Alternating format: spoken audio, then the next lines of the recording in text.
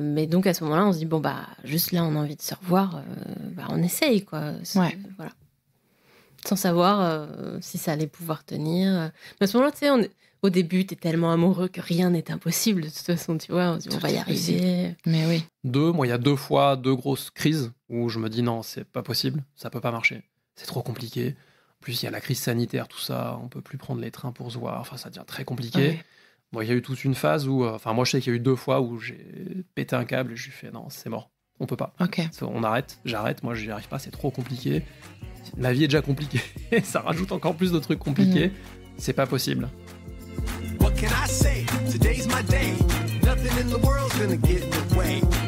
Je suis MC, la rebelle en tutu, et tu écoutes Crush, le podcast qui explore la magie des premiers jours des histoires d'amour. Tous les mardis, je fais la révolution en recevant à mon micro un ou une invitée qui me raconte à cœur ouvert la rencontre qui a un jour bouleversé sa vie. Si tu veux découvrir l'actu et les coulisses du podcast, rendez-vous sur Instagram sur le compte @crush_le podcast. Est-il plus facile de débuter une histoire d'amour lorsqu'on a l'impression d'avoir trouvé une âme sœur ? Quand Natacha et Anthony se rencontrent au détour d'une visio, l'évidence est folle, mais leurs vies respectives, sur le papier, plutôt incompatibles. La flamme qui brille entre eux sera-t-elle assez forte pour les réunir ? Je les ai interviewés, tous les deux, l'un après l'autre, puis j'ai croisé leurs réponses. Bienvenue dans ce nouvel épisode de Crush, un autre moi. Aujourd'hui, je suis avec Natacha. Je vais également interviewer son amoureux, Anthony, donc vous aurez les 2 versions et les 2 perceptions de l'histoire de leur rencontre. Natacha, je suis très heureuse d'être avec toi aujourd'hui. Est-ce que tu vas bien ? Je vais super bien. J'ai hâte de parler de tout ça. Est-ce que tu peux te présenter en 5 hashtags ? C'est un rituel dans chaque épisode de Crush pour que les auditeurs puissent te découvrir, s'il te plaît. Alors, avec plaisir. Alors, je sais pas dans quelle ordre les donner, mais du coup... Vas-y. Je pense que le premier que j'ai envie de donner, c'est maman solo amoureuse. Ce qui peut être un peu paradoxal, mais je suis plus avec le père de mes enfants. Donc j'ai quand même ce sentiment d'être maman solo. Mais pour autant, je suis très amoureuse d'Anthony. Mais on ne partage pas forcément notre vie familiale. Voilà, ça me définit assez bien pour moi. Mes enfants, c'est une énorme partie de ma vie, pas seulement dans le temps que ça prend. Mais je me suis rendu compte que tout ce que je le faisais quand même beaucoup pour elle. Ça ne veut pas dire pour autant que je m'oublie, mais c'est juste tellement important pour moi que c'est vraiment quelque chose qui me définit, quoi. Ok, maman solo amoureuse. C'est plein d'espoir, ça, j'aime bien. Ouais, c'est vrai, bah oui. C'est pas parce qu'on a des enfants qu'on peut pas avoir d'amoureux. Le deuxième hashtag, je dirais ukulele girl. Oh. Je me balade un peu tout le temps avec mes ukulélés, alors sauf là en ce moment parce que malheureusement j'ai cassé une partie de mon ukulélé, je suis très très triste. Ah, tu peux pas me jouer un petit morceau? Bah non, du coup. Oh, zut. Mais ouais, j'aime beaucoup jouer du ukulélé parce qu'en fait ça me permet de chanter. Je chante depuis toujours. Je prétends pas chanter excellemment bien, mais j'adore ça. Et ça, c'est une sorte d'exutoire qui me permet d'exprimer toutes sortes d'émotions qui peut-être n'ont pas l'occasion de sortir autrement. Donc c'est fascinant le chant pour ça. Et l'ukulélé, pour moi, c'est un bon prétexte. C'est plus facile de chanter avec un instrument que de chanter tout seul. Le troisième hashtag que j'ai imaginé, c'est Hack la Life. Je savais pas comment le dire autrement, mais c'est un peu un moteur pour moi d'essayer de comprendre comment les choses fonctionnent, quel que soit le domaine de vie, pour pouvoir vraiment modeler ma vie de la façon que j'ai envie de la vivre. Et donc ça parle aussi bien des émotions, donc tout ce qui va être psychologie, etc., mais aussi physique, dans les relations avec les autres, dans comment fonctionne un grille-pain. Enfin, tu vois, ça peut toucher à beaucoup de choses, mais pour moi, ça dirige beaucoup ma façon de vivre. Ok, donc essayer de comprendre. Voilà. Essayer de comprendre pour pouvoir le façonner de la façon que j'ai envie de le vivre. Le quatrième hashtag, c'est coach depuis la maternelle. Ah. Parce que j'ai vraiment ce sentiment-là.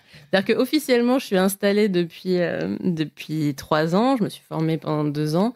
Mais j'ai vraiment l'impression d'avoir fait ça toute ma vie, en fait. Le jour où je me suis lancée dans cette formation-là, je me suis dit, mais oui, mais c'est ça. c'est ça que je fais depuis toujours, en vrai. Et alors, attends, depuis la maternelle, ça veut dire que tu coachais tes copains dans la cour de récré? Ouais, tu sais, j'ai ce sentiment d'être à l'écoute de l'autre et d'arriver à comprendre son problème. Alors évidemment, en maternelle, on n'a pas les mêmes problèmes, tu vois, mais d'aider l'autre à trouver des solutions à ce qui se passe ou à apaiser sa vision des choses, tout ça. Ouais. J'ai l'impression vraiment d'avoir fait ça depuis toujours. C'est fou que tu te souviennes de ça, il y a si longtemps, de cette posture-là. Ouais. De toi, gamine, en fait. Tu as une mémoire de ce que tu ressentais quand tu écoutais les autres. Tu sais, la mémoire, elle s'est vachement imprimée, elle s'imprime beaucoup par l'émotion. Moi, ça me porte beaucoup d'aider les autres, donc je pense que c'est aussi pour ça que je m'en souviens. Tu as également un podcast? Ouais. Du coup, mon 5e hashtag, c'était toujours une femme. C'est à la fois le nom de mon podcast et pourquoi à la base je l'avais mis. C'était pas forcément pour parler de mon podcast d'ailleurs, c'est que ça m'a beaucoup défini pendant très longtemps. J'ai vécu une agression sexuelle quand j'avais 17 ans. Et ça a eu un gros impact dans ma vie de couple, dans ma vie sexuelle. Et ça a duré pendant presque 16 ans. Où ça a eu des conséquences dans ma vie qui étaient vraiment pas agréables, voire très dures. Et c'est ces dernières années où j'ai vraiment réussi à avancer sur ce sujet-là et que j'ai pu le transformer, mais de manière, pour moi, grandiose, vraiment. Et probablement, on en parlera dans la relation avec Anthony. Et donc aujourd'hui, j'aide des femmes par le coaching, par l'accompagnement, qui ont vécu des agressions sexuelles aussi, à apaiser leur relation avec elles-mêmes, avec leur passé. Et là, plus récemment, je les aide aussi dans le cadre de leur couple, donc aussi dans la relation à l'autre, où on peut inclure le partenaire dans ce parcours-là. Voilà. Et donc, le podcast s'appelle Toujours une femme, parce qu'il y a vraiment ce côté un moment où on a l'impression qu'on n'est plus vraiment une femme, parce qu'on a l'impression qu'on nous a retiré un bout de nous-mêmes, ou qu'on est un peu cassé, et qu'on n'est pas tout à fait une femme. Et donc, moi, c'est vraiment important pour moi de le rappeler. C'est possible de vivre autrement, et c'est pas parce qu'on a vécu ça qu'on n'est plus une femme. Voire même, ça peut même être tout l'opposé. Peut-être en ayant vécu ça, on est encore plus une femme. Alors le premier, celui qui est important pour moi, c'est coach de coach. Parce qu'effectivement, je suis dans l'accompagnement, je suis coach depuis 2017 maintenant, et je me suis rendu compte au fil des années que les personnes que j'aime le plus aider, c'est des personnes qui sont elles-mêmes dans l'accompagnement, souvent des coachs, des thérapeutes, parce que c'est des personnes qui vont aider d'autres, finalement, à se sentir bien dans leur vie pro, dans leur vie perso. Et ça, c'est ce qui est l'un des trucs les plus importants pour moi. Donc c'est ce qui me caractérise le plus. Et ça prend beaucoup de place dans ma vie. Un autre hashtag, meilleur papa du monde. Ah. C'est pas moi qui le dis. C'est mes filles. Si tu regardes d'ailleurs chez moi tout à l'heure, tu verras, ma fille aînée en ce moment me fait plein de petits mots. Oui, j'en ai vu. Chaque fois qu'on se voit, ouais, il y en a partout. J'en ai mis un peu partout chez moi. En fait, en ce moment, elle a même un petit jeu. Médaillon du meilleur papa du monde. C'est la classe, hein? Ouais. T'as vu? Et en fait, c'est son petit jeu en ce moment, à chaque fois qu'on se voit, parce que je suis en garde partagée, à chaque fois qu'on se voit. En ce moment, elle me met des petits mots un petit peu partout dans mes affaires. J'en ai trouvé un dans mon casque. J'ai mis mon casque. En enlevant mon casque, j'ai vu qu'il y avait un petit mot. Et elle me met en ce moment plein de messages d'amour c'est comme trop ça. chou. Ouais. Okay. J'en profite tant que ça dure. Hein. Ah ouais. L'adolescence, je sais pas si elle continuera. Puis même, c'est beau comme démarche. Ouais. On se dit beaucoup qu'on s'aime. Okay. C'est marrant ça, parce que moi, c'est un truc que j'ai pas connu avec mes parents, l'expression des émotions, des sentiments. Mais alors, pas du tout. Et avec mes filles, je pense que j'ai voulu rattraper. Et elles-mêmes, elles me disent qu'elles m'aiment tout le temps. Et quoi qu'on fasse, on passe des bons moments ensemble, quoi. Soit on joue, soit on fait juste être ensemble, en fait, de rire, de raconter des bêtises. Ça aussi, c'est une grosse partie très, très importante de ma vie. Ok, donc meilleur papa du monde. Ouais, tout simplement. Génial. 3e hashtag. Le 3e, alors j'ai hésité entre sens de la vie et ikigai. Pour moi, c'est un peu. Explique-moi le ikigai, ouais, s'il te plaît. Ah la vache, ok. Mais alors rapide. Alors non, mais je vais te faire la. Ne me fais pas une dissertation. Je sais le faire parce qu'avec l'expérience en 5 minutes ou en 3 heures de formation. L'ikigai, déjà la traduction ikigai, c'est soit la raison d'être. Donc tout simplement, pourquoi tu es là. Le why. Le why. Pourquoi tu te lèves le matin, qu'est-ce qui te motive, qu'est-ce qui t'anime. Et ce que j'aime bien, c'est que tu peux le traduire aussi par joie de vivre. Donc c'est aussi ce qui te met en joie en fait. J'allais dire mission de vie. Tu peux aussi. Après, tu t'appelles ça mission de vie, chacun a sa définition. Mais globalement, c'est le truc qui te met en joie. Donc c'est pas forcément tout le monde imagine, c'est quoi le métier qui me correspond. Non, c'est quoi le truc qui te fait que tu vas kiffer tous les jours en fait. C'est pas forcément un métier. C'est une philosophie de vie pour moi, l'ikigai. Ouais, après, ça a été utilisé en dev perso, comme ça va m'aider à me trouver mon métier de rêve. Oui, si on veut. Mais ton métier, ton rythme de vie, ta façon d'échanger avec les gens, le niveau de sociabilité, j'imagine. Exactement, c'est tout à fait ça. Ok, génial. Je me pose toujours des questions, tu vois. Moi, ça fait 7 ans que je m'y intéresse à l'ikigai, que je forme des gens, mais à tous les niveaux. Mais ça reste quand même... je peux très bien me réveiller demain matin et me dire, mais c'est quoi quand même le sens de ma vie? Pourquoi je suis là, quoi? Ça revient encore. Bah oui, mais... Ça revient encore. question. Et ça évolue. Bon, on va en parler. Et en fait, ce que j'ai compris avec le temps, parce que quand même, moi, ça fait encore une fois 7 ans, c'est que c'est pas une fin en soi, en fait. Ça te donne une direction. Après, le plus important, c'est qu'est-ce que tu en fais concrètement, quoi, au quotidien, comment tu vis ce que tu sens qui est bon pour toi au quotidien. C'est ça le plus important, quoi. Et comment tu testes, expérimentes, quitte à ce que ce soit pas tu sois pas au bon endroit toujours, tu fasses pas les bonnes choses, c'est pas grave, t'as testé, quoi. Le 4e, j'en ai plein en fait, j'en ai pas que 5. Je vois, il a une liste infinie de hashtags. J'ai du mal à décider, parce qu'il y a vraiment plein de trucs importants. Et c'est bien, parce qu'il y a des gens qui n'arrivent pas à en trouver. Donc, non, moi j'en ai plein. J'ai mis les rencontres, c'est la vie. Ah. Parce que... Ah oui. Mais il est beau ce hashtag. Ouais, ça pour moi, c'est... à chaque fois je réfléchis ou qu'on me pose la question, je fais beaucoup d'introspection, hein, j'ai l'habitude. Je me dis, c'est quoi le plus important pour moi ? Et pour moi, le plus important, ça reste les rencontres, quoi. Qu'est-ce qui fait que, par hasard, tu vas croiser quelqu'un ? Et c'est pas forcément une rencontre amoureuse, hein, c'est tout type de rencontre, un pro, perso. À un moment donné, tu vas croiser quelqu'un qui va t'amener quelque part, qui va te présenter quelqu'un d'autre, qui va faire que ta vie va changer parfois, mais littéralement, alors que le matin même, tu t'y attendais pas. Ça, pour moi, c'est dans mes valeurs importantes, hein. La connexion avec les autres et surtout l'enrichissement mutuel, en fait. On sait jamais ce qu'on va s'apporter. Ça se trouve, je vais te dire un petit mot là, ou toi, tu vas me dire un mot. Paf, ça va créer un déclic et ça va transformer mon chemin de vie. Je suis comme toi, t'imagines bien. Ouais. Donc ça, pour moi, quand j'ai réfléchi, je l'ai fait remonter celui-là. Il n'était pas au début, mais je l'ai fait remonter parce que ça reste, pour moi, l'un des trucs qui me caractérise. Fais gaffe, parce que là, t'es en train de devenir l'invité idéal de Crush. Ah bon. La pression. Attention, hein, il y a un top 3. Okay. T'es en train de monter sur le podium. Mais ouais, ça, c'est les rencontres. Pour moi, c'est... Autant parfois, tu vois, d'ailleurs, en ce moment... Je disais ça à Natacha hier, je suis plus dans une phase où j'ai envie d'être un peu seul. Je suis pas en mode je veux rencontrer plein de gens. L'année dernière, j'ai rencontré énormément de gens, ça m'a énormément nourri. Là, je sens que j'ai besoin d'être un peu dans ma grotte, mais je sais que ça va revenir. Au bout d'un moment, je vais me reconnecter aux gens, je vais me dire ah mais oui, c'est ça que je kiffe et je vois tout ce que ça fait bouger dans ma vie, quoi. Ok. 8e hashtag. Je vais en regrouper 2. J'adore jouer et apprendre. J'adore apprendre, moi. Voilà, comme je te disais au début, moi c'est ça qui me nourrit, quoi. Apprendre tous les jours, apprendre et transmettre. Et si je le fais en jouant, ou si je transmets en jouant, c'est encore mieux pour moi. Et ça, ça fait partie de mes 2 kiffs et encore une fois de mes grosses valeurs. Apprendre un petit truc, ne serait-ce qu'un petit truc tous les jours et jouer. Avoir un petit moment de jeu, soit avec mes filles, soit tout seul, soit avec les autres. Ça, c'est un truc qui est important. Moi, j'ai une grosse valeur plaisir. Je pense que j'ai pas toujours assumé. Non, il faut d'abord travailler dur. Je l'ai encore un peu, ça. Mais j'en suis conscient depuis longtemps. Ouais. Mais jouer, quand même, pour moi, je sais que c'est pour ça que je suis là. En partie, tu vois, quand je parle de l'ikigai, moi, je suis là pour kiffer, je le sais. Je le fais pas toujours assez, mais je sais que je suis là pour jouer, m'amuser. Et apporter du plaisir aussi aux autres, apporter du jeu, de la joie. Est-ce que ça veut dire aussi que tu cherches à cultiver ton âme d'enfant ? Est-ce que c'est vrai que les enfants jouent et qu'à un moment dans notre vie, on arrête de jouer ? Ouais, clairement. Et ça, moi, ça me rend triste, en fait. Et surtout, je vois mes filles, là, qui sont encore dans le jeu à fond. Et c'est pour ça qu'on passe des bons moments, parce que moi, j'arrive à me connecter à ça avec elles, et je pense qu'elles le sentent bien. Mais oui, de voir qu'on le perd, ce truc-là, ouais, moi, ça me rend triste. Pourquoi je le cultive au max ? Je sais pas toujours vrai, hein, des moments dans ma vie où je suis pas du tout dans le jeu, mais je sais que je perds des bouts d'âme, quoi, quand je le suis pas. Et quand je m'y reconnecte, ça change plein de trucs dans ma vie. Encore une fois, je monte en vibration, j'attire des personnes, je le sais très bien, dans ces phases-là, je les connais, ces phases-là de ma vie. J'attire des situations parce que je suis dans cet état qui donne envie aux autres de jouer avec moi, quoi, tu vois, en fait, quelque part. Très bien. J'adore. Un dernier hashtag. Le dernier. Je suis en train d'essayer de lire tes le dernier, parce que j'étais obligé de le mettre, j'ai mis « Je veux vivre à la mer ». J'ai compris il y a quelques années que j'ai besoin de la mer, en fait. Ça me ressource, en fait. Je le savais pas que c'était un élément qui me ressourçait. Je l'ai découvert un peu par hasard. À peu près au moment où j'ai rencontré Natacha. D'ailleurs, il y a eu plein de choses qui se sont passées dans cette phase de temps. Et j'ai compris que ça me ressourçait, que c'était un élément qui m'apportait beaucoup, qui m'apaisait, qui me calmait. Et plus j'y suis près de la mer, mieux c'est. Donc j'essaye d'y aller de plus en plus maintenant, au moins 3-4 fois par an. À terme, j'aimerais bien pouvoir vivre une bonne partie de l'année au moins près de la mer, parce que je sais que je suis à ma place. On est donc en mars 2021, pour resituer. Moi, donc, comme je le disais, je suis papa de 2 petites filles. J'ai été marié avant. Je me suis séparé mi-2018. Donc ça fait quelques années que je suis séparé. Période très difficile pour moi, au début, parce que me séparer de mes filles, ça a été chaud, pendant 2 ans au moins. T'as eu tout de suite la garde partagée ou... Alors oui, mais j'habitais loin au début. Je suis venu vivre ici. Et j'habitais loin d'elle au début de leur mère. En fait, après, elle s'est rapprochée 2 ans après. Et du coup, je les voyais vraiment pas beaucoup au début, mes filles.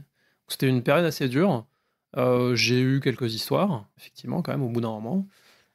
Et puis, quand on arrive à début 2021, je suis plutôt très bien dans ma vie. J'ai eu des très très bas, de 2018 à 2020 avec le Covid, tout ça. C'était la pire période de ma vie, vraiment les pires.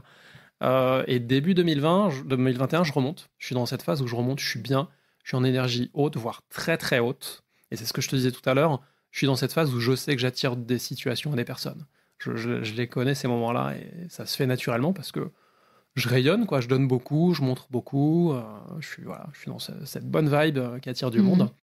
À ce moment-là, je travaille avec un formateur qui s'appelle Nicolas Aignon, qui m'avait formé par le passé dans mon ancienne entreprise sur les méthodes agiles. Alors, c'est des méthodes pour gérer des projets, etc., en très gros, mais qui sont très basées sur l'humain. Et donc, c'est un travail dans lequel je m'épanouis énormément parce que c'est un homme humainement et émotionnellement très mature, si je peux dire ça. D'ailleurs, on peut le retrouver dans des podcasts assez connus, si je peux dire le nom. Bien sûr. Dans le podcast de Mathieu Stéphanie, je crois qu'il a fait 2 épisodes. Je crois que son premier passage, c'est un des épisodes les plus écoutés de... Ok. On salue Mathieu aussi. Salut Mathieu. Au passage. Et donc, je travaillais avec Nicolas à ce moment-là. Et donc, c'était hyper enrichissant parce que c'était un petit peu une façon de... ça a été une période où j'ai vraiment ancré des choses que j'avais découvertes les années précédentes sur moi-même, sur le développement personnel de manière un peu générale, même si c'est un mot que j'aime de moins en moins.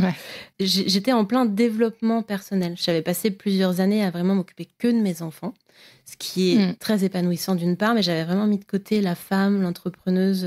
Et puis, je me suis rendu compte à ce moment-là qu'il y avait cette partie qui avait besoin de s'exprimer énormément. Donc, j'étais en plein essor, j'ai envie de dire, en tant que femme et entrepreneuse. Et donc, j'étais en couple avec le père de mes enfants. Alors, mes filles, du coup, à ce moment-là, elles ont 6 et 3 ans. En étant dans cet essor professionnel et personnel, j'avais lancé mon activité en parallèle de coaching. Et on a assisté à un événement pour entrepreneurs, pour justement réunir des gens qui sont plutôt tout seuls de leur côté, les coachs, les thérapeutes, tout ça.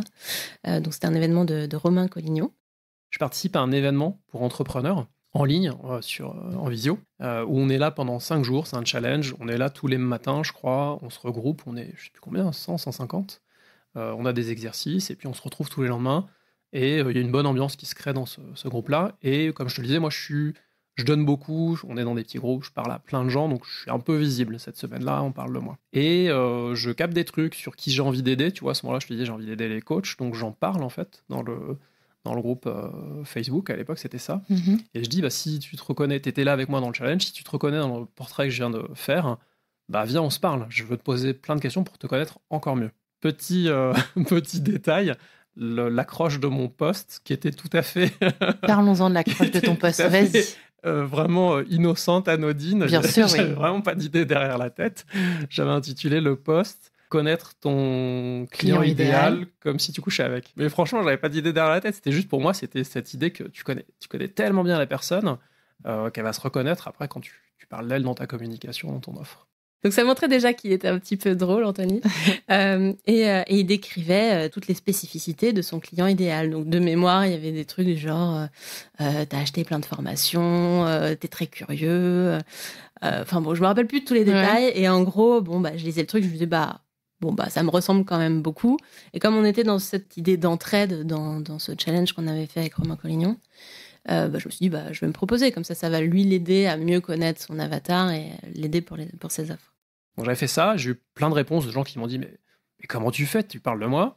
Et il y a eu notamment Natacha, que je ne connaissais pas à l'époque, qui répond dans les commentaires sous mon post. Tu lis dans mes pensées. Si tu as réussi à décrire ton client idéal, c'est que tu as lu dans leurs pensées. C'est ça. Et moi, j'avais répondu je suis juste derrière toi, pour rigoler, une petite boutade. On ne s'était pas parlé, je crois, pas directement, pendant le challenge. Dans le chat, il y avait eu des échanges, mais parmi tous les autres. Je me souviens juste que moi, j'avais repéré des personnes. J'aime bien, moi, c'est mon petit jeu en visio. J'aime bien repérer des personnes dans des cases. Je me dis, tiens, lui ou elle a l'air sympa. Pure physique. Non, les vibes. Okay. Non, les vibes, vraiment. Non, pas physique. Les vibes. Physique aussi, mais les vibes. Homme ou femme, peu importe, tu vois. Oui. Et je sais que même mon petit jeu, je le fais plus maintenant. Mais mon petit jeu à l'époque, parce qu'on a passé quand même du temps sur Zoom, pendant ces périodes-là, 2020-2021. tu sais, tu peux bouger quand c'est pas verrouillé, tu peux bouger les petites vignettes des personnes. Et je mettais à côté de moi les personnes qui avaient des bonnes vibes, en fait. Je me souviens. Le mec s'éclate en visio. Donc voilà, et quand c'est verrouillé, parfois, je suis pas content. Bon, bref. Et elle prend rendez-vous avec moi. Parce que l'idée, c'était de faire un rendez-vous d'1 heure où moi, je pose plein de questions en mode, j'apprends à connaître ma cible encore mieux, quoi. Donc ça démarre comme ça. On fait ce rendez-vous. Donc là, on est mi-mars 2021, à peu près, juste après le challenge. Et donc, rendez-vous normalement d'1 heure où c'est juste, je pose des questions, elle me répond, ça me permet de mieux connaître ma cible et c'est tout. Sauf que là, ça se passe pas tout à fait comme prévu. Elle commence à me raconter où elle en est, elle, en fait. Elle rentre dans beaucoup de détails. Et moi, je me reconnais beaucoup dans son histoire, en fait, dans ses questionnements, dans sa vie pro, dans sa vie perso, dans son couple, dans ses questionnements par rapport à ses enfants. Enfin, tout ce qu'elle me dit, moi, je fais une projection. Je me dis, ouais, je sais ce que tu vis, en partie en tout cas, parce que je l'ai vécu il y a quelques années. Et là, je fais tout ce qu'il faut pas faire, en fait. Dans ce genre d'appel, je fais du coaching. Ce qu'il faut pas faire, normalement, là, c'est juste un appel pour échanger. C'est pas ma cliente, je ne suis pas là pour la coacher, elle m'a rien demandé. Mais je fais du coaching, je lui parle de moi, donc vraiment tout ce qu'il faut pas faire. Je lui raconte mon histoire, ce par quoi je suis passé, pour lui montrer que ça peut bien finir. Et si on reprend la métaphore de Freud, ça s'appelle un transfert ou pas ? Ouais, mais là, c'était pour lui dire, voilà, t'as plein d'options, c'est pas la fin du monde, ça peut bien se passer, tu vois. Et puis, l'appel qui devait durer 1 heure a duré 3 heures. Et à chaque fois, il me disait, mais t'es sûr, t'as pas un truc à faire ? Je fais, non, t'inquiète, je surveille le timing. Ça a duré 3 heures. Pourquoi la réunion, cette visio dure 3 heures au lieu d'1 heure ? C'est une bonne question. On est allé très profondément dans la conversation et je me rappelle que j'ai pleuré pas mal dans cet échange parce que on parlait d'ambition professionnelle et des freins, des obstacles et en fait assez rapidement la relation avec mon conjoint de l'époque est arrivée sur le tapis et donc de mettre des mots sur ces choses-là, ça m'a... Bon, après je pleure très facilement, hein. Oui, ça t'a ému. Ouais, ça m'a beaucoup ému. Puis voilà, il y avait des choses qui sortaient et qui étaient assez fortes. Et ce qui est assez drôle, c'est qu'au début de cette visio, Anthony me dit donc ça va durer 1 heure, t'inquiète pas, je surveille le chrono. Donc on en rigole assez souvent parce qu'il a surveillé. Ça a duré même plus de 3 heures. Il a bien surveillé le chrono. Donc vous abordez des sujets hyper perso et tournés vers toi ou aussi lui de son côté il se livre? Alors, tourner vers moi, mais on se rend compte, je pense déjà à ce moment-là, qu'on a quand même vachement de points communs sur la façon de voir la vie en général, sur ce qu'on aime, sur notre philosophie de vie. On sent qu'il y a un feeling, mais à ce moment-là, c'est juste qu'on se ressemble et qu'on s'apprécie, quoi. Il n'y a pas d'autre dimension à ce moment-là. Non, ni du sien, ni du mien. Mais il dit un truc qui quand même me touche, quelque chose comme « je te vois » ou « je te reconnais », quelque chose qui vraiment me touche assez fort. Et à ce moment-là, moi, j'étais dans une dynamique où j'avais envie de m'entourer de gens qui me ressemblent. On avait parlé de spiritualité aussi à ce moment-là, où c'était des sujets qui nous intéressaient beaucoup tous les deux. Donc on finit cet appel, alors quand même au bout d'un moment elle me dit c'est quoi au fait ton accompagnement ? Je lui présente mon accompagnement, elle me dit ouais mais non mais ça, bof, je suis pas sûr, etc. Donc en plus je lui vends même pas d'accompagnement. Donc là moi on finit l'appel, je suis dégoûté en fait. C'est vrai ? Je me dis j'ai passé 3 heures, j'ai fait tout ce qu'il faut pas faire, je l'ai coaché, je lui ai donné des conseils, j'ai même pas vendu un truc et je me dis c'est un fiasco total en fait cet appel. Je suis vraiment dégoûté. Je me souviens j'en fais un post le lendemain pour dire voilà tout ce qu'il faut pas faire et moi je l'ai fait quoi.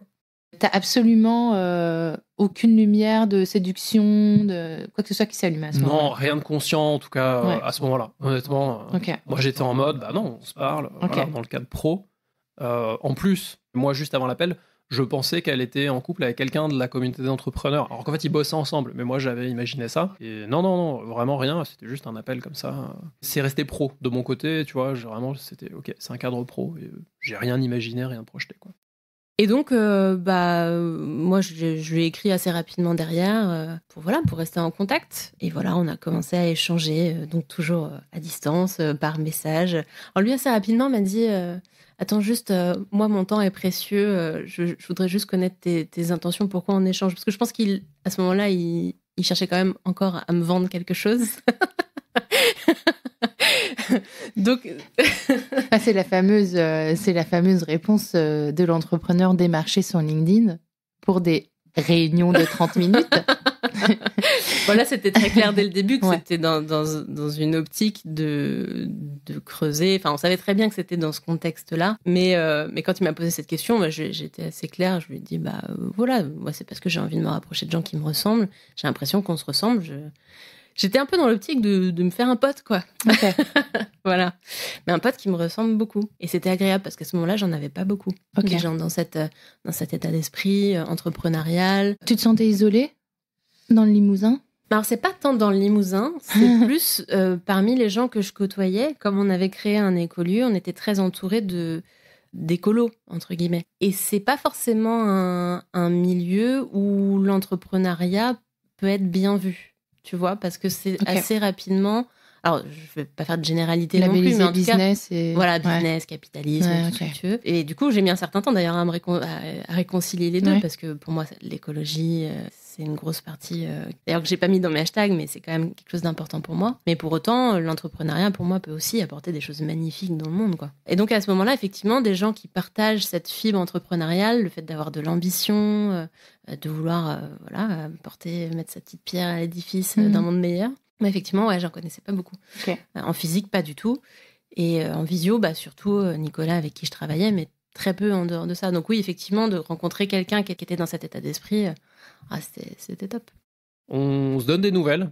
On se parle sur WhatsApp, tu vois, vraiment dans le cadre pro, je sais plus ce qu'on se dit exactement. Et puis au bout d'un moment, je pense que c'est au bout d'une peut-être 2 semaines, ça bascule sur on se donne des nouvelles, mais pas que pro, quoi.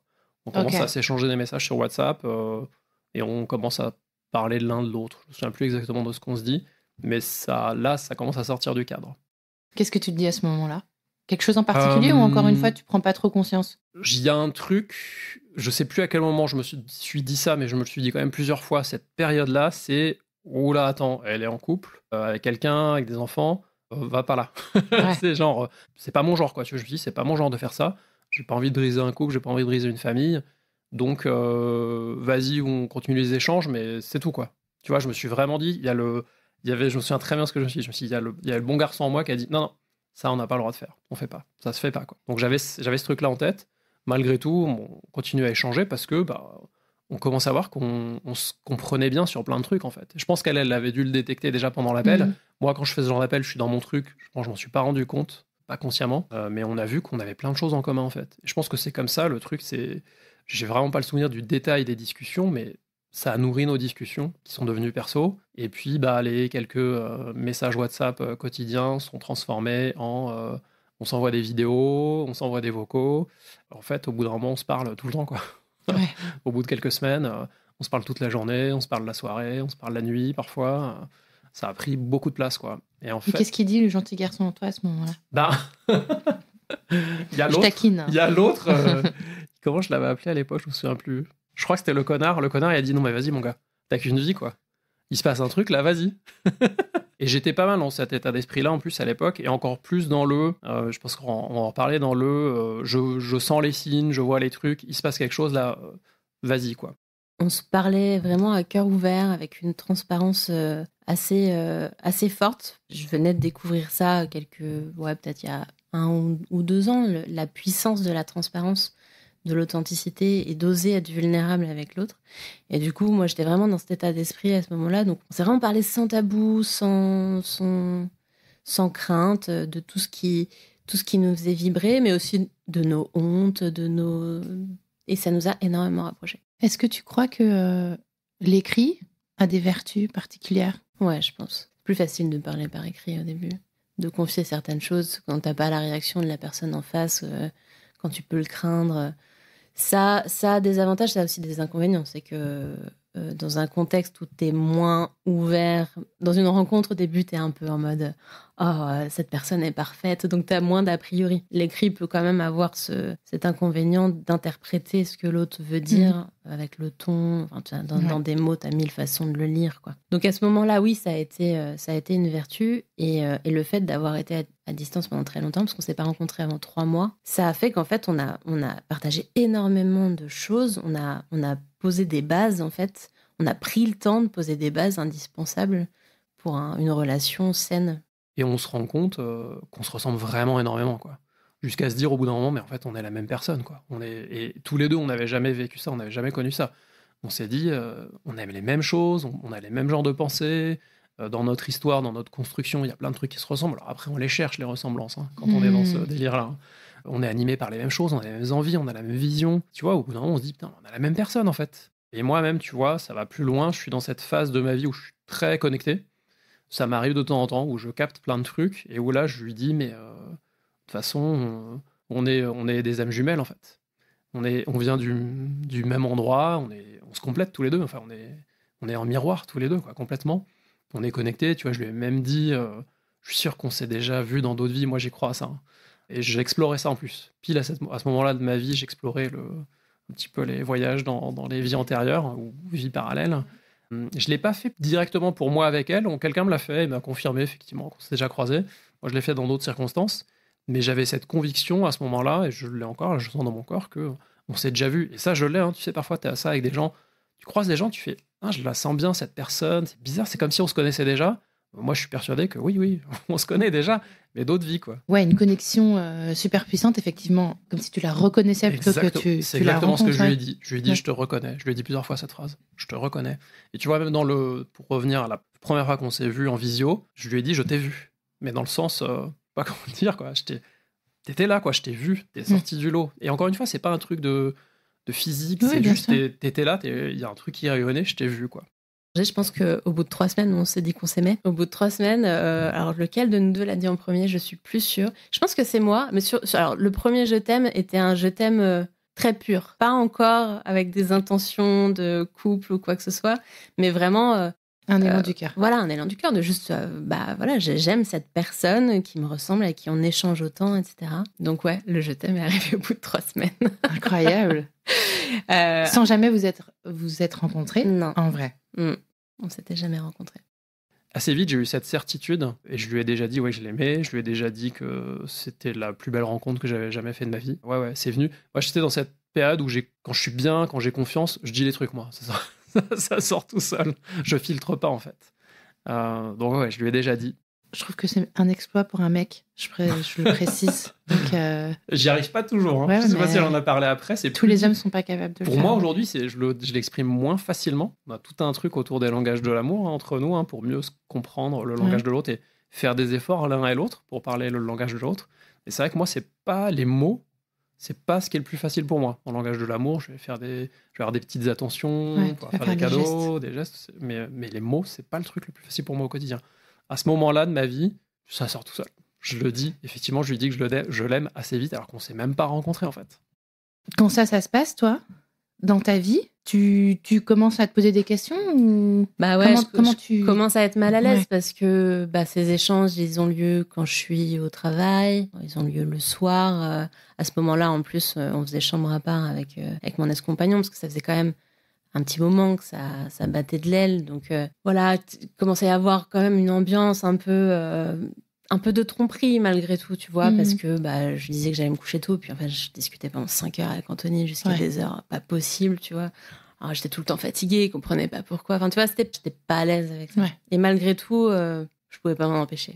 Et comment vous rencontrer ? C'est-à-dire que, est-ce que tu commences à remettre en question ta vie, donc ton couple, ta vie de famille et la situation dans laquelle tu vis avant de le rencontrer ? Alors, en fait, à un moment, mon ex-compagnon s'est douté qu'il y avait quelque chose qui était bizarre. Et puis moi, j'aime pas mentir. Si on me pose une question, je vais y répondre franchement, même si la vérité, j'ai pas envie de la dire et que l'autre a pas envie de l'entendre. Et c'est vrai que je parlais beaucoup d'Anthony. Alors, est-ce que j'ai tendu la perche ? J'en sais rien. Mais j'en parlais comme de quelqu'un que j'ai rencontré, avec qui on partageait des choses intéressantes. Je lui disais, ah tiens, Anthony m'a parlé de ça. Donc au bout d'un moment, il m'a dit, mais avec ce Anthony...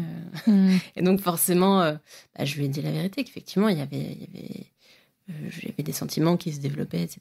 Et donc, de fil en aiguille, ça fait que j'ai eu beaucoup de conversations avec mon ex-compagnon. Et puis, on a fini par se séparer. Alors, les détails de la séparation sont peut-être pas intéressants, mais ça a pas été forcément très agréable. Et puis, bon, il y a tous les enjeux que ça a derrière, hein, la vie de famille, et puis même le projet d'écolieu qu'on avait, tout ça. Il y avait quand même énormément de... Vous étiez très liés. Enfin, il y avait beaucoup de connexions dans vos vies, quoi. Ouais, ça faisait 15 ans qu'on était ensemble. Hein. Moi, je me suis mise en couple avec lui, j'avais 19 ans. Donc, c'était la moitié de ma vie dont je me séparais quelque part. Révolution, quoi. Mais alors déjà, on habite loin, il y a 400 km qui nous séparent, c'est un point important. Oui, c'est un point important. Tu es à Paris. C'est une relation à distance. Et elle est dans le Limousin. Si on regarde, je sais pas si on fera le récap à la fin, tout nous sépare, mis à part le fait qu'on se ressent, comme je l'ai dit, mais tout ce qui est au niveau matériel fait que cette relation ne peut pas exister, ne peut pas durer en fait. Parce qu'effectivement, on habite à 400 km l'un de l'autre. Ouais. À 400 km l'un de l'autre, vous êtes parents chacun de votre côté, voilà. Elle est en couple. Ouais. Ah ouais, non, chaud. Sur le papier, tu dis, c'est mort. Peut pas marcher. et tout le monde, tous les gens à qui j'en ai parlé les premiers temps me disaient, mais non, mais moi j'ai testé les relations à distance, ça marche pas, quoi, ça tient pas. Au bout d'un moment, on veut pas les mêmes choses, on n'a pas le même rythme. Donc, sur le papier, c'était trop compliqué, mais il y avait ce truc qui fait qu'on avait envie de vivre un truc ensemble. Donc, on parle de se voir. C'est compliqué, effectivement, elle n'est pas séparée encore, et moi, je veux pas non plus interférer. Et au bout d'un moment, quand même, elle se sépare, donc au mois de mai, si je dis pas de bêtises, en 2021. Et là, ça ouvre les possibilités. Donc là, on dit, comment on fait ? Tu viens chez moi, je viens chez toi. Mais ça restait encore délicat pour elle. Elle venait de se séparer du père de ses filles, et qui elle était depuis très longtemps. Chacun le vit différemment, mais elle n'avait pas envie tout de suite de passer à autre chose, et voilà. Donc au final, on se dit, écoute, on va se voir dans un lieu neutre. Comme ça va faciliter déjà.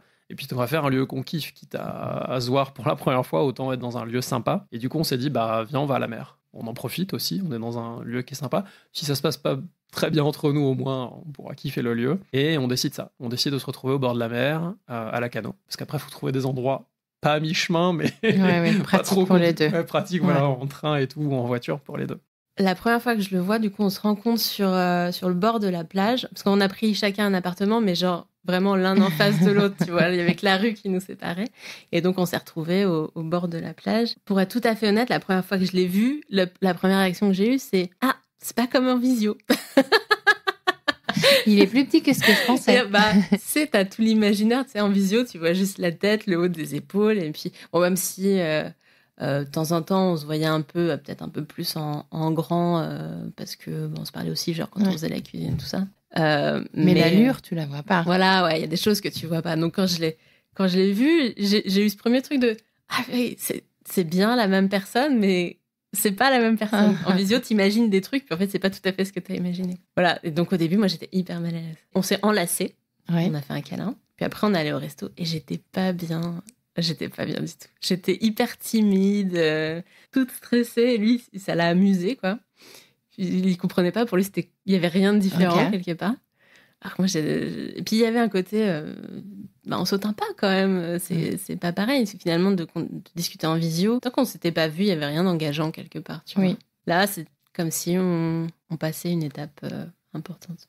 Je suis très à l'aise, moi, dans mon souvenir. Hein. Je suis très à l'aise. Elle l'est pas du tout. Je suis très confiant, hyper confiant. Et juste, je suis bien avec elle. Tu vois, pour moi, c'est naturel. C'est la prolongation de tout ce qu'on vient de vivre pendant plusieurs mois. Et ouais, je suis juste bien. Alors, c'est un contexte particulier parce qu'on se retrouve, mais en fait, on bosse. Ce qui est toujours le cas aujourd'hui, quoi. On se voit l'un chez l'autre, mais on est en semaine, on est là pour bosser, quoi. On n'est pas là juste pour profiter. En tout cas, on se le permet pas toujours. Donc moi, la première fois qu'on se voit, on se retrouve de mémoire le midi, on déjeune près de la plage et tout, c'est sympa, on passe un bon moment. Mais c'est pas si long que ça, quoi, parce qu'après, chacun doit aller bosser. Okay. Donc tu vois, c'est vraiment... Okay. On fait rien de normal, quoi. Okay. Tu vois, c'est pas vraiment un premier date, mais si on considère ça dans le cadre du premier date, on se connaît déjà par cœur. On se pose pas les questions de base du premier date, on se l'est déjà posé pendant des mois. Et puis au final, c'est même pas un date le soir, machin, on profite. Non, là, on se fait un déjeuner, puis après, on va bosser tous les deux. Et on se retrouve plus tard dans la journée. Et tu vas quand même réussir à briser la glace ou pas ? Oui. Alors, à la fois, je vais vers elle. On se retrouve après, de mémoire dans son appart à elle, si je dis pas de bêtises, au début. Je vais vers elle, mais je sens qu'elle, il y a des milliards de barrières. En fait, elle met des milliards de barrières. Et autant je suis très entreprenant, mais tu vois, dans le sens, j'ai envie d'être près de toi, quoi. Autant, je respecte son timing aussi. Donc, ça met un peu de temps. Tu vois, on se tourne autour un peu et j'attends qu'elle lâche les barrières, quoi, en fait. Et là, au bout d'un moment, ça lâche, quoi. Et c'est là où ça s'inverse, en fait. C'est là où, quand elle commence à être plus à l'aise, moi, là, c'est là où ça m'est déjà arrivé dans d'autres relations. Je me mets à flipper, je me mets à me dire, mais qu'est-ce que je suis en train de faire, là ? Tu vois, qu'est-ce qui se passe ? Quelque part, ça va très vite, alors que ça fait 3 mois qu'on se parle tous les jours, quoi. Donc, il y a eu ce petit jeu qui était marrant de je suis super en confiance, allez, vas-y, viens dans mes bras et tout. Et quand ça arrive, quand elle vient vers moi, je fais oh là là, je me sens pas bien. C'était assez drôle. Puis bon, après, je me suis détendu. Vous êtes détendu? Ouais, on s'est détendu. Vous avez passé une bonne soirée? On a passé une bonne soirée. Une bonne nuit? Une bonne nuit, absolument. Et après, c'est quoi l'état qu'est-ce qui se d'esprit? Est-ce que tout de suite ça part en relation officielle, sérieuse, engageante, ou vous prenez votre temps? Je pense pas qu'on se dise ce genre de truc. Ouais. J'ai pas le souvenir qu'on se pose la question est-ce qu'on est en couple. Tu sais, j'ai l'impression que toutes les questions qu'on se pose d'habitude, tous les enjeux, tout l'enchaînement classique, on le fait pas comme ça. Nous, on fait pas du tout depuis le début. Donc j'ai pas le souvenir qu'on se dise ça. Je me souviens qu'après, donc on passe là 3 jours, super, on est là, en plus on kiffe, on est à nouveau dans un événement, le même type d'événement en ligne que la fois d'avant, sauf que cette fois-ci on n'est plus en visio, on est là à côté de l'autre pour le faire. Donc on passe un bon moment. Puis après, chacun rentre chez soi. Et là, il y a la réalité. Je me souviens que la réalité me rattrape. Il y a des moments où je me dis est-ce que c'est une bonne idée, est-ce que j'ai vraiment envie de ça, comment ça va se passer. Enfin là, t'as toutes les questions de la réalité qui arrivent. À cause de la relation à distance et de sa situation. À cause de la relation à distance, ouais. Et du coup, il y a un mélange de ça se passe super bien, on voit qu'on est très connectés l'un à l'autre. Et moi, il y a eu plusieurs périodes, si je me projette un peu après sur les mois qui suivent, où je me dis mais non, mais c'est trop compliqué, comment ça va le faire, ça va jamais marcher. Ouais. Donc il y a des hauts et des bas. Mais on entretient ça, on se voit, là si je reste sur le début, on arrive à se voir le plus possible en fait. Encore une fois, en jonglant avec les gardes de nos enfants qui ne sont pas du tout les mêmes. Ouais. Donc c'est très compliqué. Okay. Mais on fait tout pour réussir à se voir. Ouais. Ça met plus de certitude sur le fait qu'on est bien ensemble, même en vrai. Ouais. Mais à ce moment-là, reste la question de ok, mais on habite quand même à 500 km l'un de l'autre. On est chacun séparé avec des enfants jeunes, ouais. Donc on ne peut pas l'un aller chez l'autre s'installer, c'est juste impossible. Toi, tu avais quitté le domicile où tu étais avec ton Alors c'était encore compliqué à ce moment-là, d'ailleurs. Ouais, on partageait la maison une semaine sur 2 à ce moment-là. Donc les premières fois, on s'est retrouvés avec Anthony, c'était dans des gîtes, même si c'était à côté de chez moi, c'était pas chez moi. Mais donc à ce moment-là, on se dit, juste là, on a envie de se revoir, on essaye, quoi. Ouais. Voilà. Sans savoir si ça allait pouvoir tenir. Mais à ce moment-là, tu sais, au début, t'es tellement amoureux que rien n'est impossible. De toute façon, tu vois, on va y arriver. Mais oui. Mais oui. Mais d'ailleurs, vous allez y arriver. Ouais. Alors, je vais pas dire que c'est facile. Et on a eu des hauts et des bas. Mais il y a quand même un truc qui nous relie. C'est un état d'esprit, d'ailleurs, que j'essaye de transmettre aux personnes que j'accompagne. C'est l'état d'esprit de tester et d'ajuster. Tu vois, d'amélioration continue. En fait, moi, j'ai géré des projets avant.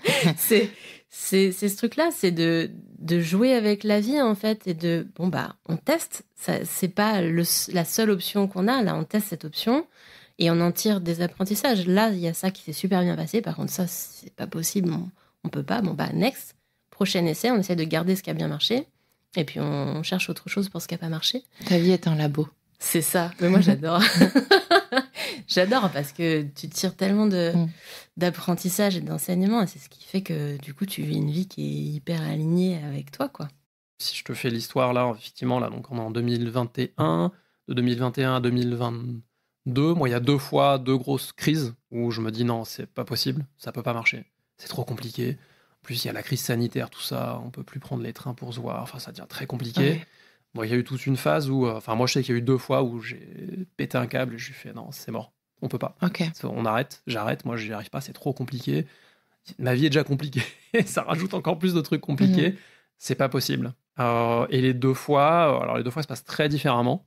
La première fois est très, très, très, très hard. En plus, elle avait le Covid pour la première fois, je me souviens. Et je lui dis, là, c'est pas possible. J'y arrive pas, c'est trop compliqué. Elle était en train de mourir.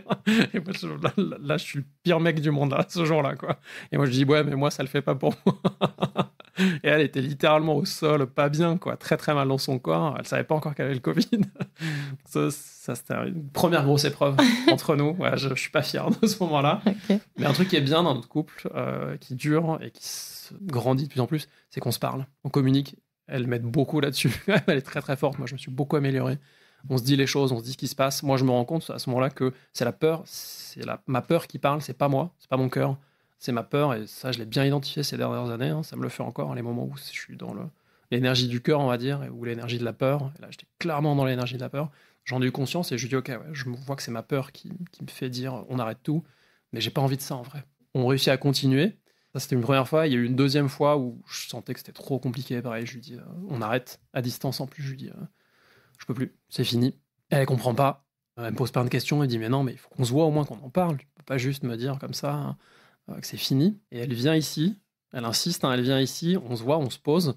Et là, on commence à faire, tiens, maintenant que j'avais pas pensé, on commence à faire les prémices de ce qu'on fait aujourd'hui, de dire, ok, qu'est-ce qu'on veut dans notre couple? Qu'est-ce que toi t'apportes? Qu'est-ce que moi j'apporte? C'est quoi notre vision du couple? Qu'est-ce qu'on veut construire? Et on voit si ça match, déjà. Si ça match pas, on se dit au revoir, quoi. Et là, jusqu'au dernier moment, elle est venue là, je crois, 2 jours, un truc comme ça. Jusqu'à la dernière heure, moi, je sais pas ce que je veux. J'arrive pas à me décider.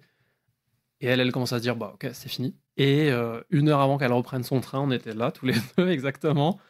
Truc que je n'ai jamais fait de ma vie. Je me mets à genoux, j'improvise une bague avec un petit bout de métal ou je sais pas quoi que j'avais dans la cuisine et je lui demande si elle veut bien être en recouple avec moi, je crois. Oh, c'est trop mignon. C'est ça l'expression. Et je la prends dans mes bras et je lui dis non, enfin, j'ai envie d'être avec elle en fait. Même si c'est compliqué, on va trouver des solutions. Il faut qu'on trouve des solutions. Et depuis, c'est ça en fait. Depuis, oui, c'est dur. Oui, ça demande beaucoup d'organisation, d'anticipation pour réussir à se voir, pour réussir à préserver des moments de couple et pas juste on est en train de bosser, s'occuper des trucs l'un de l'autre. Préserver ce cocon, quoi. Et on construit ça au fur et à mesure, on met plein de choses en place pour avoir ces moments-là entre nous, quoi. Aujourd'hui, vous êtes donc en couple. Anthony a 2 enfants de sa précédente union. Toi, tu as tes 2 filles de ta précédente union. Vous vivez toujours à distance? Alors, on vit à distance. En gros, on se voit 1 semaine sur 2. Ok, donc vous avez vos enfants chacun la même semaine chez vous. Donc on essaye, dans la mesure du possible, de négocier avec nos ex-compagnons les gardes pour pouvoir être synchro et pour pouvoir se retrouver quand on n'a pas nos enfants. Sauf dans les vacances scolaires où on passe des vacances tous les 6 parce qu'on a la merveilleuse chance que nos enfants s'entendent très très bien. Peut-être même un petit peu trop, si j'ai bien compris. Oui, il y a des moments où c'est un peu trop, mais vaut mieux ça que des enfants qui ne se supportent pas. Bien sûr. Ça permet... c'est beau, en fait, de voir ça. Et puis vraiment, elles s'aiment énormément. Il y a vraiment un amour entre elles aussi. Tu vois, on a l'impression de s'être trouvés avec Anthony et j'ai l'impression que nos grandes, notamment, il y a ce même sentiment de s'être trouvées toutes les deux. Elles se kiffent. Quel regard tu portes sur cette rencontre avec Anthony, qui arrive à un moment de ta vie particulier, qui n'est pas anodin? Tu disais que tu étais encore en train d'allaiter ta dernière quand il a débarqué dans ta vie. Quel regard tu portes là-dessus? Est-ce que tu vois des signes? Est-ce que tu crois que c'est purement du hasard? Est-ce que tu crois que c'est toi qui a déclenché ça pour une raison ou pour une autre? Alors, je crois pas au hasard. Je crois plus au hasard.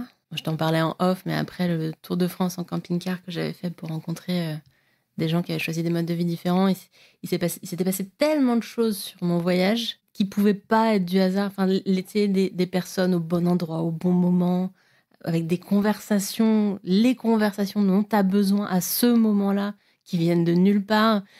Je crois plus au hasard depuis cette époque. Donc, je pense pas que c'est un hasard. Alors, ça veut dire quoi que tu crois plus au hasard? Tu crois plus au fait que ça arrive sans raison? Ouais. C'est ça? C'est ça. Et pour autant, je crois pas à la destinée non plus. Pour moi, il y a des choses qui arrivent sur ton chemin au bon moment. Après, à toi de les saisir ou pas. Je pense que, par exemple, avec Anthony, si on s'était rencontrés 3 ans plus tôt, on se serait même pas vus, en fait. Ouais. Ni l'un ni l'autre, on était disponibles à ce moment-là. Et même, je pense que les personnes qu'on était à ce moment-là ne se seraient pas plus. Je pense qu'on s'est rencontrés au bon moment. Et alors, c'est pas forcément une période dont je suis hyper fière parce que j'étais en couple, etc. Mais pour moi, cette rencontre, elle est magnifique. Même s'il y a eu des moments douloureux et que ce qui s'en est suivi a été difficile, une séparation, c'est pas évident. Je la revivrai 1000 fois s'il faut la revivre. Et quand tu dis il y a des opportunités sur notre chemin, il faut les saisir, c'est une sorte de synchronicité? Alors attention, je dis pas il faut les saisir. J'ai du mal avec le il faut. Il faut. Ah, ça me fait penser à mon cum qui tous les matins me dit arrête de dire il faut. Ok, je t'écoute. On peut les saisir, elles sont là. Après, à toi de voir si t'es prête aussi à ce moment-là. Et d'ailleurs, c'est aussi ce que je dis aux femmes que j'accompagne. Quand t'es dans une période compliquée, il y a des choses que tu peux gérer, d'autres que tu peux pas gérer. Moi, je crois pas au fait, par contre, que t'as une opportunité une fois et que tu l'auras plus jamais. Okay. Après, elle se présentera sous une autre forme. Mais si t'as envie d'avancer quelque part, l'opportunité, elle sera là. Et à toi de voir si t'as envie et si tu te sens capable de la saisir à ce moment-là ou pas. Et est-ce qu'il y a une dimension spirituelle? Un peu, oui, je pense, sans arriver trop à la définir aujourd'hui. Ouais. Mais j'aime me raconter que la vie est là pour nous, que la vie, elle est sur mesure pour nous et qu'on peut en faire ce qu'on veut.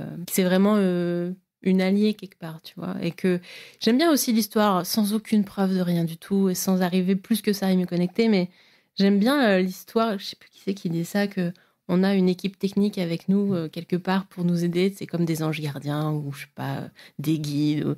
J'aime bien cette histoire de... Il y a des gens à notre service qui sont toujours là pour nous. Je sais plus qui c'est qui. Je crois que c'est une magnétiseuse que j'étais allée voir qui disait ça. C'est ton équipe technique qui est là. Ton équipe technique. Ton équipe de cinéma. Ouais, c'est ça. C'est ça. Alors, je pense pas j'ai pas cette idée qu'il y a un grand livre où tout est déjà écrit. J'ai cette conviction, comme je te l'ai dit tout à l'heure, qu'on s'est déjà rencontrés dans d'autres vies. Je l'ai pour d'autres personnes, pour des amis, avec qui la relation est très très forte, malgré des tempêtes aussi. J'ai cette conviction qu'on s'est déjà rencontrés dans d'autres vies. Ça, j'en suis sûr. Et j'ai eu cette conviction, je te l'ai pas dit tout à l'heure, mais au moment où il y avait des tempêtes au début, je lui ai dit, on s'est déjà croisés dans d'autres vies. Ça s'est pas fait, pour X raisons, je sais pas ce qui s'est passé entre nous. Et cette fois-ci, je te lâche pas. Je me souviens très bien avoir pensé ça et lui avoir dit, je lui ai dit, dans cette vie-là, je te lâche pas. Je crois qu'elle était peut-être pas encore séparée à ce moment-là. Je lui ai dit non, ça n'a pas de sens, de vue de l'extérieur, c'est pas dans mes valeurs forcément, voilà, d'intervenir alors qu'elle est en couple. Mais j'ai vraiment senti au fond de moi que dans cette vie-là, il fallait pas que je la rate. Il fallait pas que je la laisse m'échapper. Ok. Et donc ça veut dire que notre âme voyage dans différentes époques et différents corps ? Moi, j'en suis convaincu. Ok. Est-ce que c'est bouddhiste, ça ? Je le rattache pas à des croyances, à une religion. C'est moi dans toutes mes expériences, pour avoir aussi fait tester des trucs un peu de voyage dans le passé ou dans d'autres dimensions. Je suis persuadé, tu vois, tous ces trucs. Alors, j'allais dire le déjà-vu. Bon, le déjà-vu, on peut l'expliquer au niveau neurologique. Donc, je vais pas dire ça. Mais parfois, ce que je te disais, plus avec des rencontres, quoi. Tu dis, mais cette personne, elle me dit quelque chose, je suis sûr de l'avoir déjà vu, ou je sens qu'il y a un truc qui m'attire à elle, je sais pas pourquoi. Moi, je suis convaincu, c'est pas le cas c'est pas vrai dans 100% des cas. Je pense que parfois les âmes partent où elles veulent partir, ou parfois elles restent bloquées quelque part. Je pense que dans certains cas, on a des vies antérieures, et on vit différentes expériences d'une vie à l'autre. Ça, j'en suis convaincu. Notre liberté, libre arbitre, notre capacité à décider de notre chemin, ça devient quoi dans cette mais pour moi, t'es libre, rien ne t'oblige. Tu vois, là, au moment où je dis je sens que je t'ai raté dans d'autres vies, dans ça là, je veux pas te rater, c'est moi qui décide. Alors, c'est peut-être mon âme, j'en sais rien. Mais pour moi, ça vient de moi. Je me dis pas, tiens, c'est parce que c'est écrit, ou non, c'est vraiment pas ça. C'est moi, je prends la décision à ce moment-là. Et j'aurais pu prendre une autre décision. Et tu vois, là, je te dis, dans cette période-là, je suis très connecté, j'écoute les signes, j'entends des trucs, etc. Au moment où mon mental reprend la place, parce qu'il prend beaucoup de place, mon mental, je me dis non, mais tout ça, c'est des conneries en fait. Vas-y, arrête, c'est pas possible. Concrètement, tu vois bien dans ta vie, c'est trop compliqué. Arrête ce truc. Ouais, tu t'es dit que vous deviez vous rencontrer, que ça devait se faire. Super, c'est une belle histoire.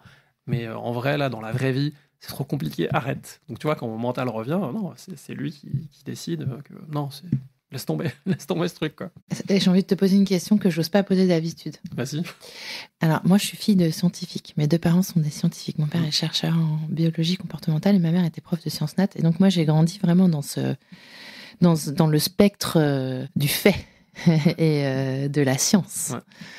Et est-ce que tu crois que que ce soit la religion ou ces croyances, sont des réponses rassurantes à notre vie sur Terre, en fait, à l'explication de notre vie sur Terre? Est-ce qu'on va chercher de la rassurance et une raison à notre vie, à notre existence sur Terre, alors que peut-être, en fait, il n'y en a pas, c'est juste le Big Bang et puis tout ce qui s'en est suivi.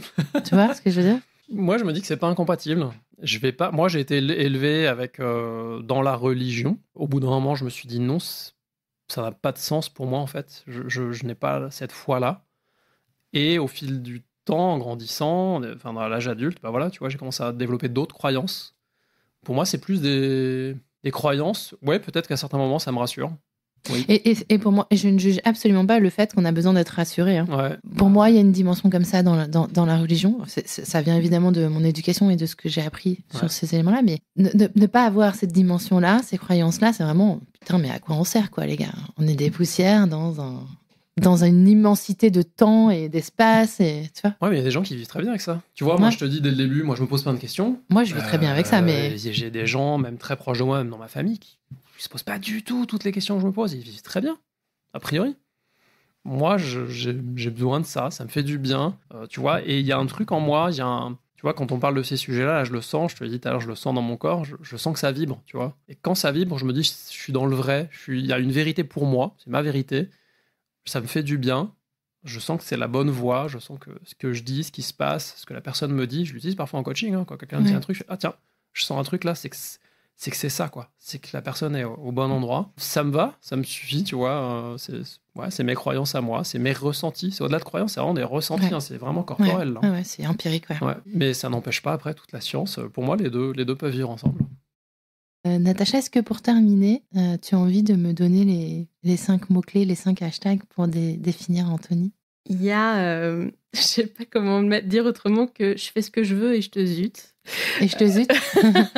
Pour être poli, Anthony, même si je suis pas sûre qu'il le voit autant que je le vois, mais il a cette capacité et tout au long de sa vie, à avoir réussi à se détacher de choses très fortes qu'on attendait de lui dans sa famille avant, dans la société en général, dans son business, dans son couple, dans la relation avec ses enfants. Et c'est quelque chose qu'on partage, mais il a aussi eu des histoires très fortes dans sa vie où il a eu cette capacité que tout le monde n'a pas. Pour moi, c'est quelque chose de très fort chez lui.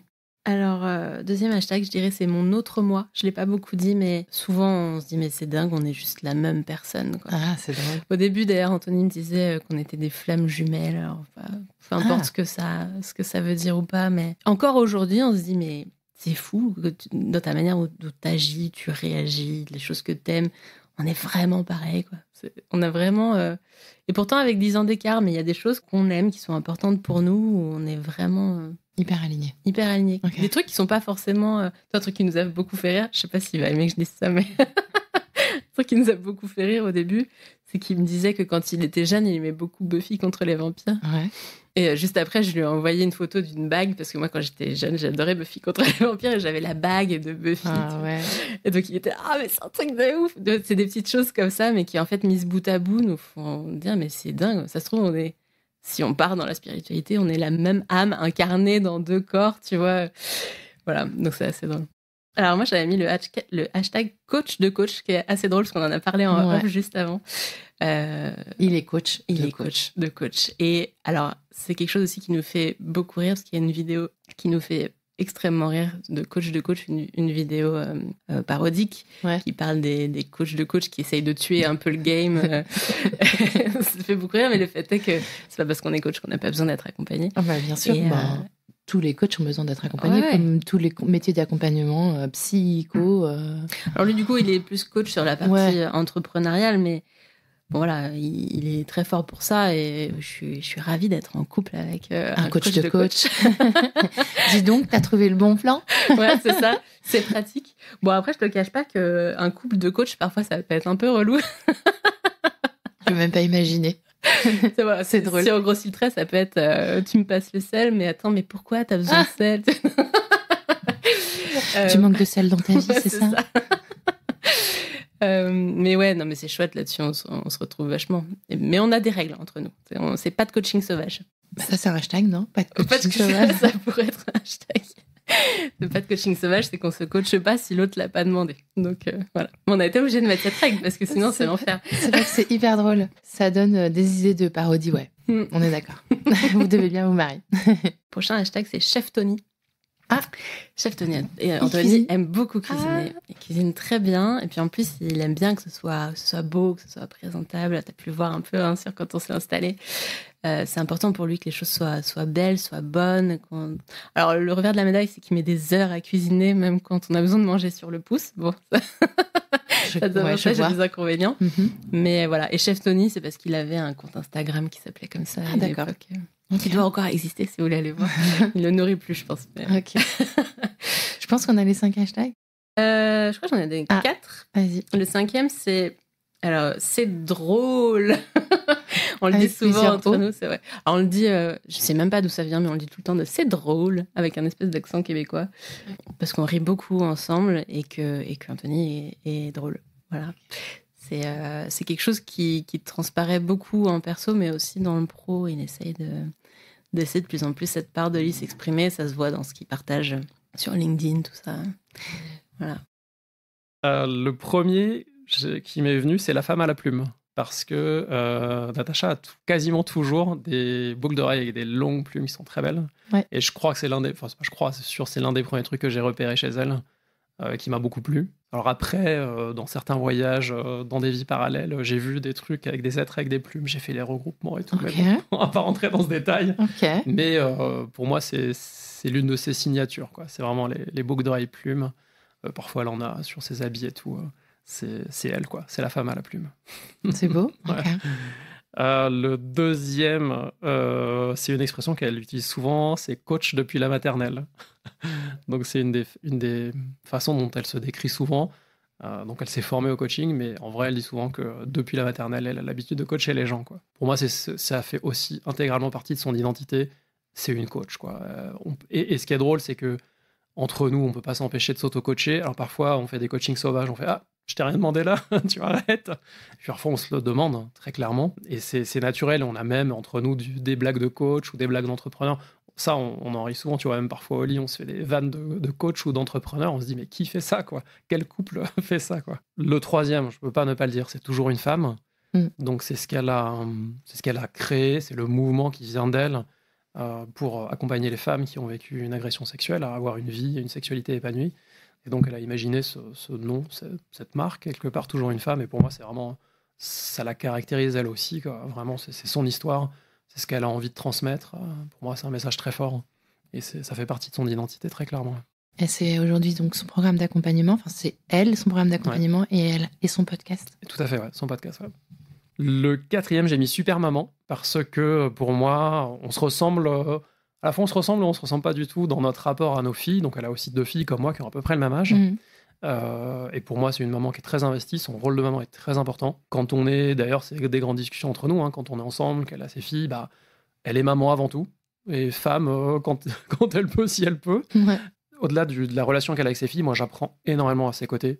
En termes d'éducation, alors éducation positive, mais pas que. Comment communiquer avec ses enfants, comment les aider à exprimer leurs envies, leurs besoins, leurs ressentis. Ça, vraiment, c'est un truc que moi, j'ai appris avec elle, que je faisais un tout petit peu, mais je m'améliore grandement à ses côtés. Et c'est quelque chose, pour moi, dans lequel elle est très, très forte. Quand on voit ses filles, elles s'expriment librement, elles savent dire ce qu'elles aiment, ce qu'elles veulent. Pour moi, c'est un modèle sur ça, clairement. Un dernier, j'ai mis nature. Je fais simple, parce que, tu vois, moi, c'est la mer, elle, c'est plus la campagne. Mais ça reste un truc pour elle, vivre près de la nature. Tu vois, ici, chez moi, compliqué pour elle. Il y a trop de béton. Il y a un faux gazon sur le balcon. Oui, il y a une vue dégagée. Il y a une vue dégagée, déjà, c'est bien. C'est mais elle, tu vois, son rêve, c'est un horizon où il n'y a rien. C'est juste des champs. Ça, c'est son rêve. Avec des vaches dedans, parce que dans le Limousin, il y a des vaches. Avec des vaches, absolument. Mais tu vois, ça, pour elle, c'est un élément qui est fort, quoi. C'est être près de la nature, être connecté à la nature. Et moi aussi, je l'ai, j'en ai besoin. Si je suis ici tout le temps, c'est pour ça que je te dis j'ai besoin d'aller à la mer. Et même, tu vois, aujourd'hui, on fait des allers-retours. Soit elle vient chez moi, soit je vais chez elle. Moi aussi, quand je vais chez elle, je respire, quoi. Je suis au milieu de nulle part, il y a du calme, il y a du silence. Ça fait du bien, même. Et alors, il y a une dernière question qui me vient, mais complètement à l'improviste. Est-ce que tu as envie de lui glisser un message ? Ouais, du coup, ça tombe bien parce qu'il y a un sujet qu'on n'a pas abordé et je pense que je l'ai déjà fait, mais je le refais là. Je risque de pleurer, par contre. Anthony, je te remercie du fond du cœur d'avoir été à mes côtés pendant ma guérison de mon agression sexuelle, d'avoir eu de la patience et l'ouverture d'esprit de tester d'autres choses et de s'être créé une vie de couple sur mesure pour qui on était, une vie sexuelle sur mesure et franchement grandiose par rapport à ce que j'avais pu vivre avant qui était quasiment rien en fait. D'avoir pu découvrir ça ensemble, d'avoir pu construire ça ensemble, c'est une des plus belles choses qui m'a été donnée de vivre. Je t'aime, même si je sais pas le dire tout le temps avec des mots. Je le ressens toujours aussi fort, comme depuis le début. Merci d'avoir écouté cet épisode.